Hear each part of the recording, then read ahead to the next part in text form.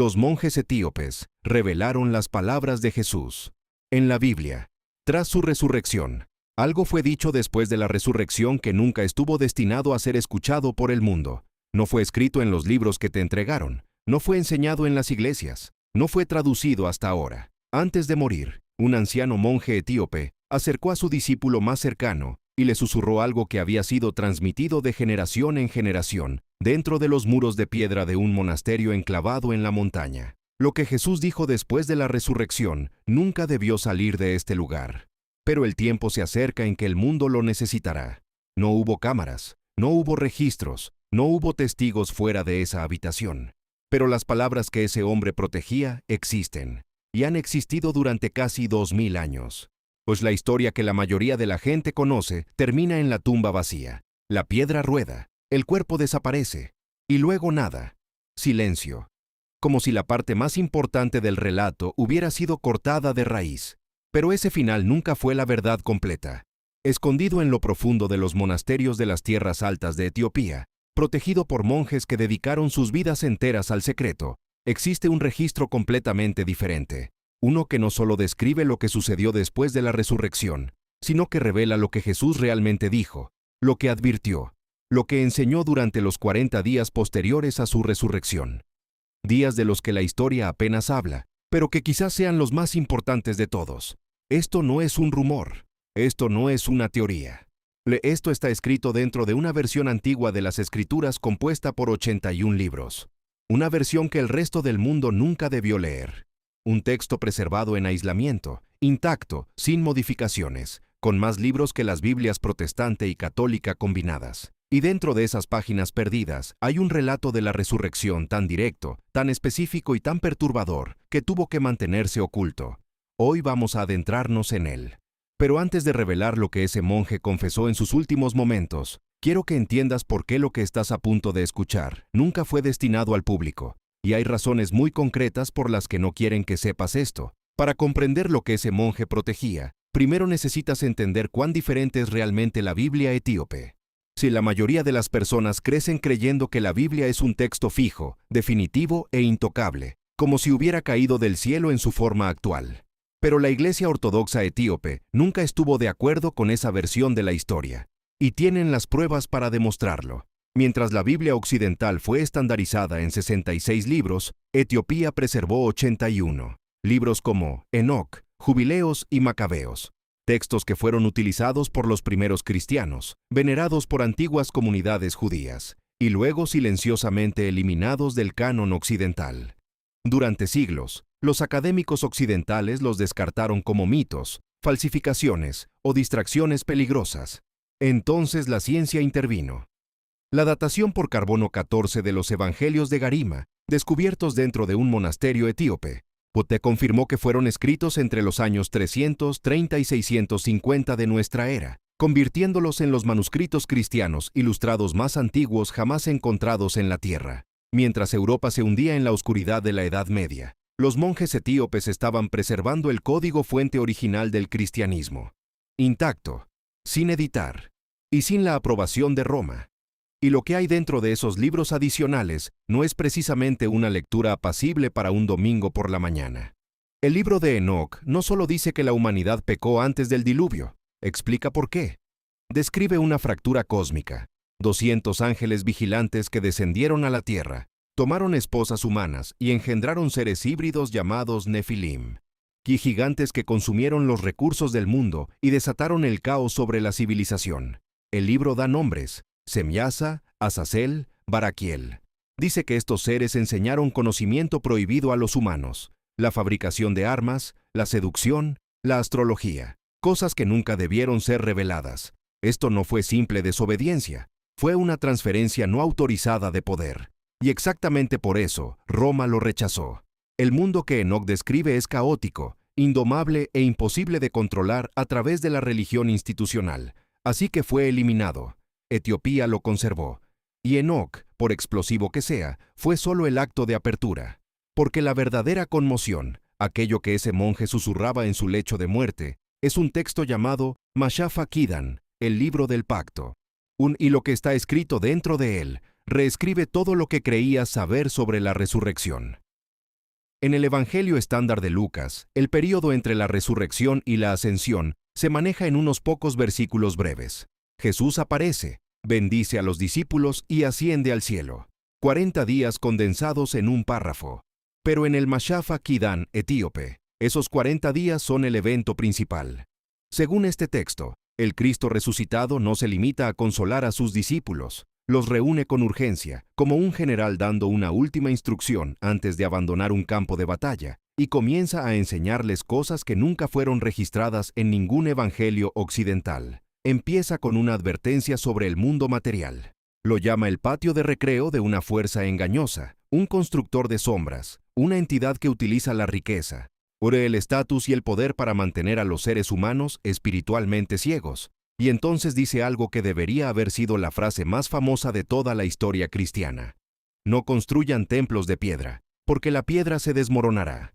Construyan el templo del corazón, porque ese es eterno. En el contexto de este texto, eso no es una metáfora, es una orden directa. Está advirtiéndoles explícitamente contra la religión organizada. Predice que hombres vestirán túnicas largas e invocarán su nombre para acumular oro. Advierte sobre un futuro imperio que tomará su cruz y la convertirá en una espada.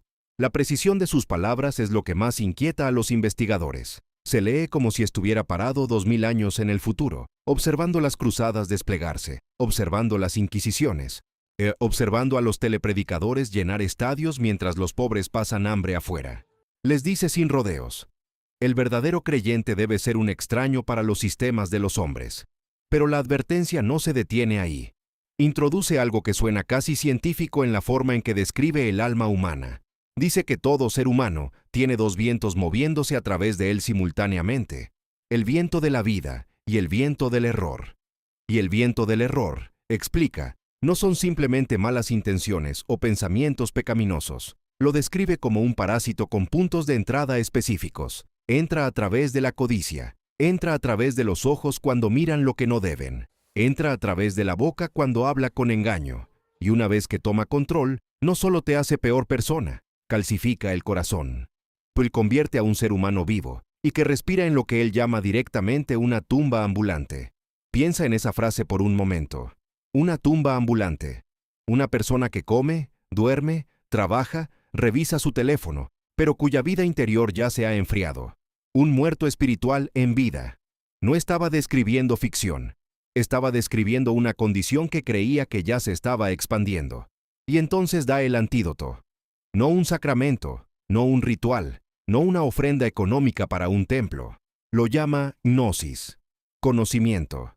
Conocimiento interno, directo y personal de la verdad. Les enseña a observar sus propios pensamientos de la misma manera en que un guardia observa la puerta de una ciudad, vigilando lo que entra y lo que sale. Y luego dice la frase que habría desmantelado toda la estructura de la religión institucional si hubiera sido publicada ampliamente. El reino de los cielos está literalmente dentro del cuerpo humano, escondido en el silencio entre los pensamientos. Esta es la razón por la que ese texto tuvo que ser suprimido. Si la persona promedio en el Imperio Romano hubiera creído que Dios vivía dentro de ella, habría dejado de pagar tributos al templo, habría dejado de temer al obispo, habría dejado de necesitar una institución como intermediaria con lo divino. Se habría convertido, en el lenguaje del imperio, en algo completamente incontrolable. Si estás disfrutando este video, suscríbete al canal para no perderte lo que viene, porque apenas estamos comenzando a raspar la superficie de lo que estos textos revelan. Pero Jesús no se detuvo en la instrucción espiritual. También dijo cosas que, siglos después, la ciencia moderna confirmaría silenciosamente. El libro del pacto contiene detalles cosmológicos que durante la mayor parte de la historia fueron descartados como disparates poéticos. Habla de los almacenes de la nieve y las puertas de los vientos, describiendo el clima como algo que se mueve a través de canales estructurados y sigue senderos invisibles por todo el planeta. Durante siglos, esto sonó a mitología. La meteorología moderna ahora confirma que los patrones climáticos globales viajan en ríos atmosféricos definidos, literalmente ríos de viento que circulan la Tierra a grandes altitudes. ¿Cómo es posible que un texto de 2000 años de antigüedad haga referencia a la dinámica atmosférica del planeta? O también habla de un gran abismo de agua oculto bajo la superficie de la Tierra. De nuevo, fue descartado como simbolismo, hasta que en 2014 Los científicos anunciaron el descubrimiento de un enorme reservorio de agua atrapado dentro de la ringudita, un mineral en las profundidades del manto terrestre que contiene más agua que todos los océanos de la superficie del planeta combinados. El abismo era real. La Biblia etíope tenía razón. Y si estos textos fueron precisos sobre el agua debajo de nosotros y los ríos de viento sobre nosotros, la pregunta que lógicamente sigue es imposible de ignorar. ¿En qué más tenían razón? También dejó a los discípulos algo más que palabras. Según el Mashaf Akidan, compartió una práctica específica, una disciplina secreta conocida solo por aquellos del círculo interno, que involucraba el control deliberado de la respiración y la dirección concentrada del pensamiento. Se lee de manera casi idéntica a prácticas contemplativas avanzadas documentadas en la India, el Tíbet y las tradiciones orientales. Esto conecta con una de las teorías más persistentes en la arqueología bíblica, que Jesús pasó sus llamados años perdidos, ese vacío entre los 12 y los 30 años que los evangelios nunca explican, estudiando en los monasterios de la India o los centros de aprendizaje del Tíbet. Las enseñanzas registradas en la Biblia etíope son sorprendentemente orientales. Conceptos que se asemejan al karma, la reencarnación, los centros de energía interna. Todos presentes, todos enmarcados en el lenguaje antiguo del texto, y entonces dice la frase que lo ata todo. O la frase que los monjes han memorizado y protegido durante 2000 años. Mira a sus discípulos y les dice: la oscuridad vendrá y llevará mi rostro, llevará mi rostro. No les está advirtiendo sobre un monstruo obvio, les está advirtiendo sobre un engaño tan sofisticado que se parecería exactamente a él. Hablaría su nombre, cargaría su cruz, construiría catedrales en su honor y sería el instrumento preciso de la destrucción espiritual que él pasó toda su vida combatiendo. El anticristo en este texto no llega como un villano, llega como un salvador.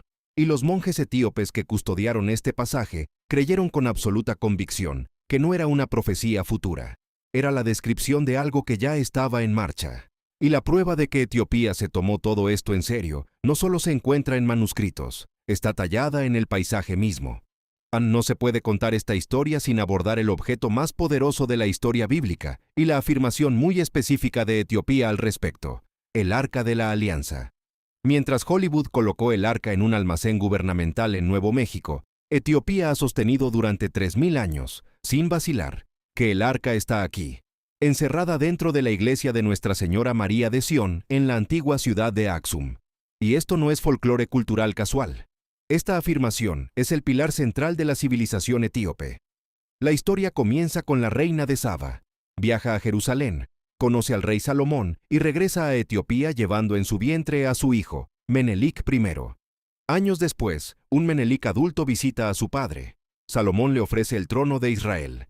Menelik lo rechaza, pero no se va con las manos vacías. Según el Kebra Nagast, o la Crónica Real de Etiopía, Menelik y sus acompañantes ejecutaron lo que podría ser el mayor robo de la historia. Reemplazaron el arca en el Santo de los Santos con una réplica y transportaron silenciosamente la original de vuelta a África. Las descripciones bíblicas del arca no son las de un objeto religioso decorativo. Describen algo que incineraba ejércitos, mataba instantáneamente a quienes la tocaban de manera incorrecta y liberaba fuego que no podía ser explicado por medios naturales.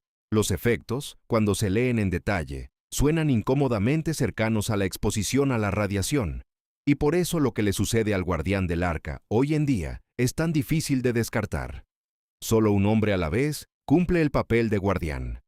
Es elegido. Entra a la capilla y nunca vuelve a salir por el resto de su vida.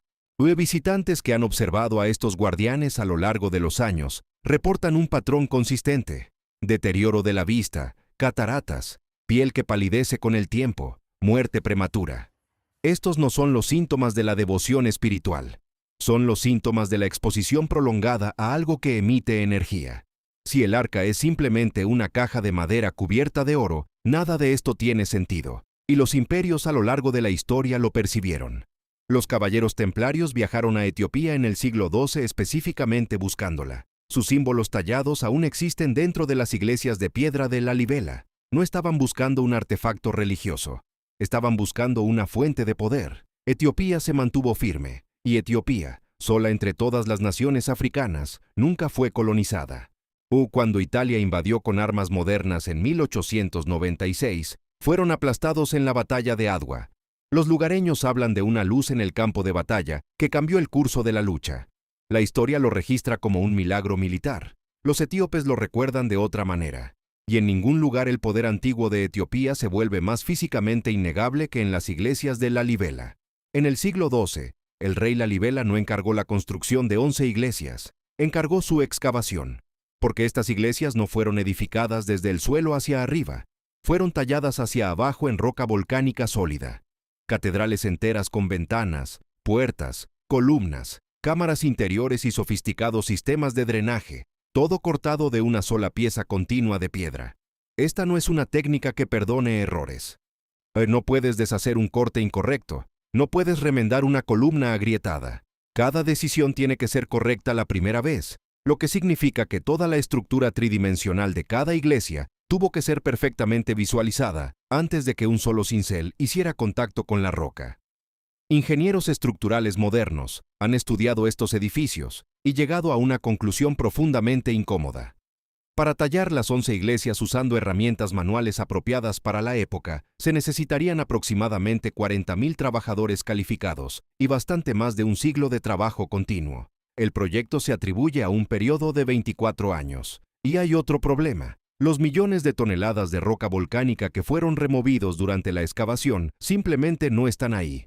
No hay campo de escombros, no hay vertedero de cantera, no hay evidencia de a dónde fue a parar. Los monjes siempre han tenido una explicación. Los trabajadores humanos tallaban durante el día. Por la noche, ángeles descendían y continuaban la obra, moviéndose al doble de velocidad, usando lo que los relatos antiguos describen como herramientas de luz que atravesaban la roca sólida sin fricción. Herramientas de luz. En 2024, llamaríamos a eso energía dirigida. Tecnología láser. La idea ya no es tan absurda como alguna vez pareció. Algunos investigadores proponen que el Arca de la Alianza, que la tradición etíope sitúa en uso activo durante este periodo, pudo haber servido como fuente de energía. Relatos de otras culturas antiguas, incluyendo las de Mesoamérica y Egipto, hacen referencia a métodos para ablandar la piedra usando frecuencias acústicas o procesos químicos específicos. Si dicha tecnología existió en Etiopía, explicaría Lalibela por completo. La más famosa de las 11 iglesias es la iglesia de San Jorge. Tiene forma de cruz perfecta tallada directamente hacia abajo en la tierra, hasta que el techo queda al nivel del suelo. Te paras arriba y miras hacia adentro. La geometría es impecable. El sistema de drenaje tallado en su base ha mantenido el interior seco a lo largo de 800 años de inundaciones estacionales. Solo esa ingeniería sería notable para un equipo de construcción moderno. En el siglo XII, es casi inexplicable. Debajo de todo el complejo corre una red de túneles completamente oscuros. Los candidatos al sacerdocio son enviados a estos túneles solos, en completa oscuridad, para navegar mediante el tacto y el sonido, cantando mientras avanzan. Es un ritual de privación sensorial construido en piedra. La teología del libro del pacto corriendo a través de la arquitectura. Debes caminar por la oscuridad antes de ganarte la luz. Recientemente, escaneos láser tridimensionales del sitio revelaron cámaras huecas debajo de los pisos que no han sido abiertas en 8 siglos. Los sacerdotes dicen que estos espacios contienen el tesoro de los santos, manuscritos de oro, quizás las herramientas usadas en la construcción original. A nadie se le ha permitido abrirlas. El rey Lalibela pasó tiempo en Jerusalén antes de que la ciudad cayera bajo asedio. Su visión era construir una nueva Jerusalén en África, más allá del alcance de la conquista, más allá de la política de los imperios. Él nombró al río que cruza la ciudad como el río Jordán. Talló la estrella de David, la cruz cristiana y la antigua esvástica solar, un símbolo del sol que precede a la corrupción nazi por miles de años, todo en las mismas paredes. Estaba construyendo una fusión, una preservación de todo lo sagrado desde todas las direcciones, codificada en piedra que duraría para siempre. Mientras las catedrales europeas fueron bombardeadas hasta los cimientos durante las guerras mundiales, Lalibela permaneció intacta y sigue en pie hoy. Pero Lalibela, el arca, los 81 libros, todo apunta a una sola cosa, un linaje de sangre. En el cristianismo occidental, Jesús está solo, sin descendientes, sin una línea familiar que continúe. La historia termina en la cruz y se retoma en el cielo. Pero en Etiopía, esa idea es culturalmente incomprensible. La familia no es algo periférico a la identidad. La familia es la identidad. La dinastía salomónica de Etiopía gobernó durante casi 3000 años, desde aproximadamente el 900 a.C. hasta 1974, un linaje real ininterrumpido.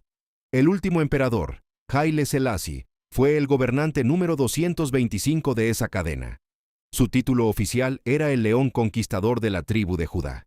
Eso no es un título poético honorífico, es una afirmación legal, genealógica y teológica, una línea directa al rey David mismo. Si sigues ese linaje cuidadosamente, no solo conecta a Etiopía con el Antiguo Testamento, crea una superposición genealógica con el Nuevo Testamento que la teología occidental convencional no tiene forma cómoda de abordar. Si María, la madre de Jesús, pertenecía a la casa de David, y la dinastía real de Etiopía trazaba el mismo linaje sanguíneo durante milenios, entonces la conexión entre Etiopía y Cristo no era teológica, era familiar, familia literal. Por eso el rastafarismo, nacido a principios del siglo XX, identificó a Haile Selassie como el Mesías retornado. El libro del Apocalipsis describe al león de la tribu de Judá que regresa. Selassie portaba exactamente ese título.